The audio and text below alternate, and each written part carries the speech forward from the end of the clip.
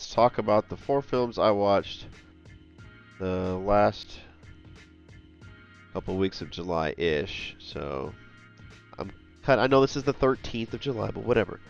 28 weeks later, In the Mood for Love. 28 years later, Corky Romano. Don't say anything. We'll talk about it. Alright, let's talk about the first film we'll talk about today. Talking about 28 weeks later. Was gonna do a mini marathon. I did 28 days later, a month or two before this. That's a 4.5 to 5-star film. Incredible film. 28 weeks later, had to give it 2.5. This is directed by Juan Carlos Fresnadillo, released in the year 2007. Starring Macintosh, Muggleton, Imogen Poots, Robert Carlyle, Rose Byrne, Jeremy Renner, Harold Perrineau, Idris Elba. So, guys, can't fully recommend it. I feel like this movie, it sacrifices the character study, the emotional weight, character development for more violence, scares, gore, and not all that worked for me, man.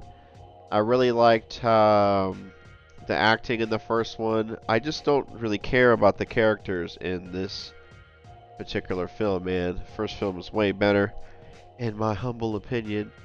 And so it's a solid cast, guys. I like the actors in this, but you know, again, I just don't really care about the characters. And Idris Elba, I think, is wasted. I think Idris Elba's wasted in this film. Like, he's just like this no-nonsense military guy, and if he's just there to be like, you know, someone asks him, "Hey, I think we should do this," he's like, "No," and he just walks off camera. He's like, "Kill everyone. I don't care." That's all. That's all he's there for, man. Oh, too bad about him. I like Idris, man. I love The Wire. Stringer Bell, baby. There's also like plot contrivances, guys. Like in this film, minor spoilers or whatever. I mean, spoilers. I'm not a master reviewer. It's hard to talk about the film without spoilers. But I mean, basically, like the Robert Carlyle, the main character, like he's a janitor, so he has a key card. He's able to get into everywhere in this facility, and they have this one chick who may or may not be infected. She's like immune or whatever. And like he uses his key card to get access to her, but she's like heavily guarded, but she's not. They let this dude waltz in there all by himself. Come on, man. Completely a plot contrivance, man. I'm like, dude, no way they would let you in there at all, even with armed guards, escorts, you know, they would not let you in there. So, but and yeah, so 2.5 stars out of 5, guys, for 28 weeks later.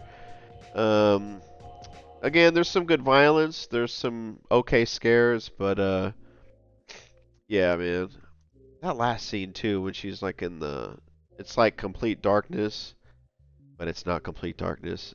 Alright, I won't spoil the end, but whatever. You guys get the point.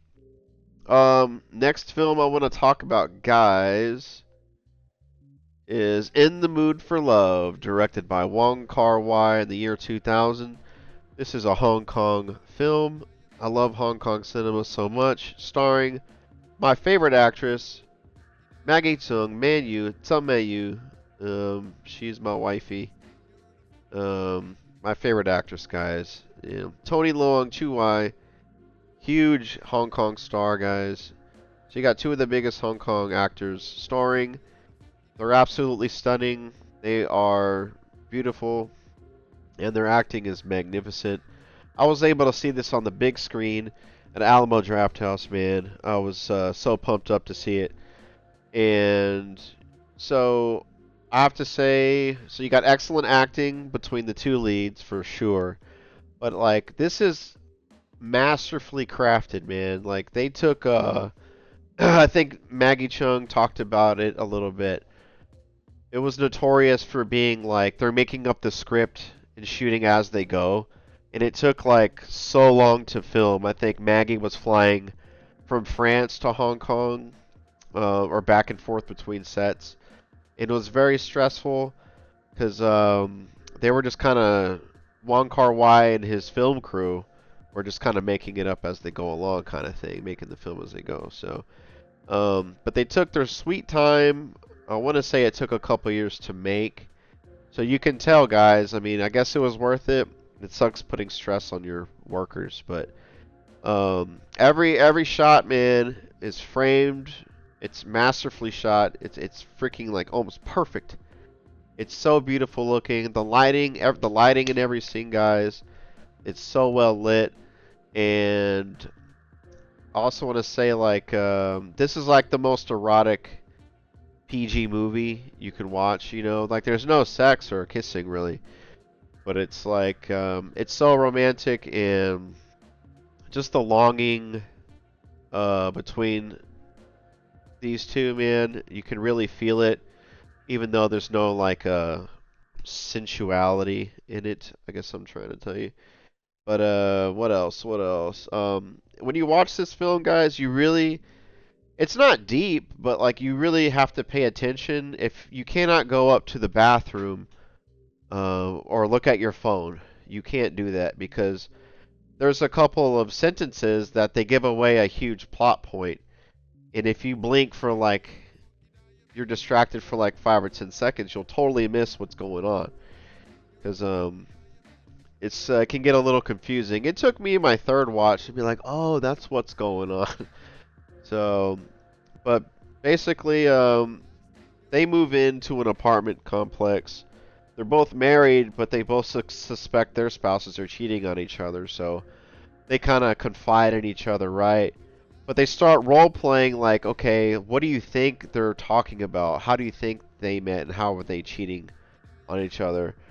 But they're never pushing it to cheat with themselves. They never like they start falling for each other, but they're like, no, we can't become like them. But like the scenes where they're role playing and they're not, that's what gets confusing. It messed me up my first two watches, but again, pay attention. But 5 stars out of 5, guys. In the Mood for Love is one of Hong Kong's finest offers of Hong Kong cinema, or cinema in general. Gotta be up there with one of the best romances and dramas out there. So, and shout out to the cinematographers, Christopher Doyle, Mark Lee Ping Bing. So, yeah, 5 stars out of 5. That was the second film I wanted to talk about. Film number 3, 28 years later, saw this on the big screen, guys.